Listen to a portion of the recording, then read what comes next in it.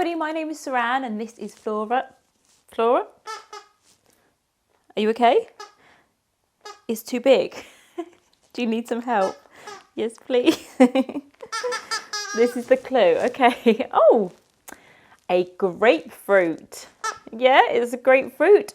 So is the sound, we'll see if you can think of the sound grapefruit. So is the sound g, g, g? Yeah, the sound is g, g, g. Brilliant. So that's the sound we're going to be learning about today. Okay, so let's have a look to see what the sound g looks like.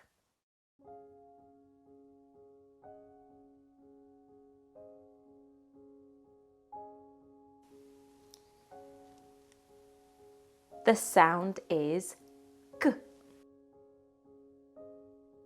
The letter name is G.